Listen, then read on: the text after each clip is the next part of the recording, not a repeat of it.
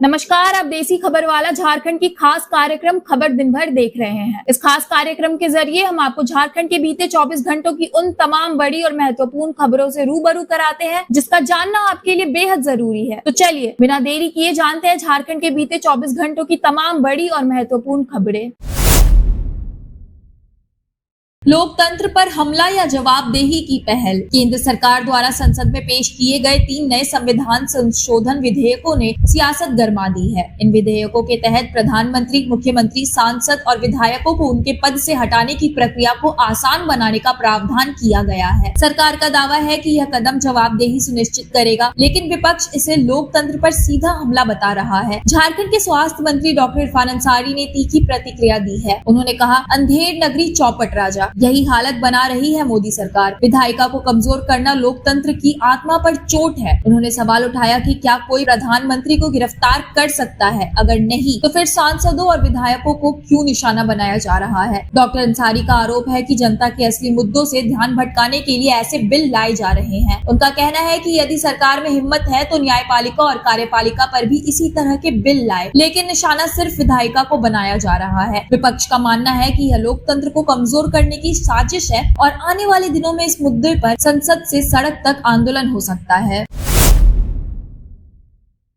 पूर्व मंत्री रामदास सोरेन को मुख्यमंत्री हेमंत सोरेन की श्रद्धांजलि। झारखंड के पूर्व स्कूली शिक्षा एवं साक्षरता मंत्री रामदास सोरेन के निधन पर मुख्यमंत्री हेमंत सोरेन ने गहरी शोक संवेदना व्यक्त की है। अपनी धर्मपत्नी एवं विधायक कल्पना सोरेन के साथ मुख्यमंत्री जमशेदपुर के घोराबांधा स्थित दिवंगत नेता के आवास पहुंचे और उनकी तस्वीर पर पुष्प अर्पित कर श्रद्धांजलि दी। मुख्यमंत्री ने कहा कि विशुम गुरु शिबू सोरेन जी के निधन के कुछ ही दिन बाद रामदास सोरेन जी का यूं चले जाना बेहद पीड़ादायक है। यह मेरे लिए व्यक्तिगत और राज्य के लिए अपूर्णीय क्षति है जिसकी भरपाई संभव नहीं है। उन्होंने याद दिलाया कि रामदास सोरेन झारखंड आंदोलन के सक्रिय सिपाही रहे और शिबू सोरेन के नेतृत्व में अलग राज्य की लड़ाई में अग्रणी भूमिका निभाई। उनका जीवन बेहद संघर्षशील और जनहितैषी रहा। बतौर शिक्षा मंत्री वे बच्चों को गुणवत्तापूर्ण शिक्षा दिलाने और सरकारी स्कूलों की आधारभूत संरचना मजबूत करने के लिए लगातार प्रयासरत थे। विशेषकर गरीब और ग्रामीण पृष्ठभूमि के बच्चों की पढ़ाई और विकास के लिए उनकी प्रतिबद्धता हमेशा याद की जाएगी। मुख्यमंत्री ने कहा कि रामदास सोरेन अब हमारे बीच नहीं है, लेकिन उनके विचार और कार्य आने वाली पीढ़ियों को सदैव प्रेरणा देते रहेंगे।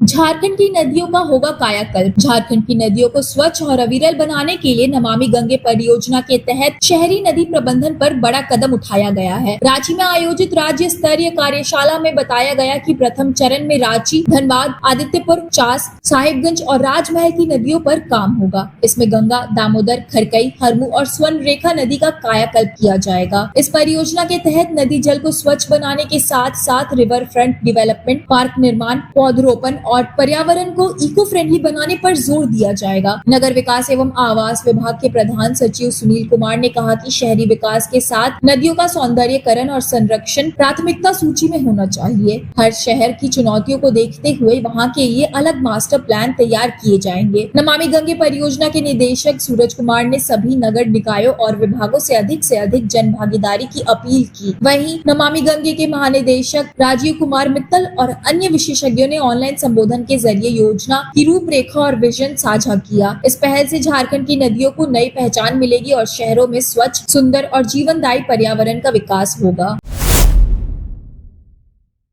जेएसएससी सीजीएल पेपर लीक मामला पर विपक्ष का बड़ा हमला। झारखंड में जेएसएससी सीजीएल परीक्षा पेपर लीक मामले ने तुल पकड़ लिया है। भाजपा नेता और पूर्व नेता प्रतिपक्ष अमर कुमार बावड़ी ने बड़ा बयान देते हुए कहा कि जिस परीक्षा में उन्होंने पहले ही पेपर लीक की आशंका जताई थी, वही अब सीआईडी की जांच में सच साबित हो चुकी है। अमर बावड़ी ने आरोप लगाया कि कुछ खास लोगों को फायदा पहुंचाने के लिए पूरी परीक्षा प्रक्रिया प्रभावित की गई और सत्ता संरक्षण में बड़े आरोपियों को बचाने का प्रयास हो रहा है। उन्होंने कहा कि अब झारखंड उच्च न्यायालय ने भी इस गंभीर मामले पर स्वतः संज्ञान लिया है और जांच को एक स्वतंत्र अधिकारी को सौंपने का निर्देश दिया है। भाजपा नेता ने मांग की है कि इस पूरे घोटाले की जांच सीबीआई से करवाई जाए। उनका कहना है कि यदि जांच सीबीआई को सौंपी जाती है तो कई सफेदपोश लोगों के नाम सामने आएंगे जो अब तक सत्ता की आड़ में छुपे हुए हैं। लाखों छात्रों की मेहनत और भविष्य पर सवाल खड़े होने के बाद अब निगाहें अदालत और जांच एजेंसियों की कार्रवाई पर टिकी है। विपक्ष ने साफ कर दिया है कि जब तक दोषियों को सजा नहीं मिलती तब तक संघर्ष जारी रहेगा।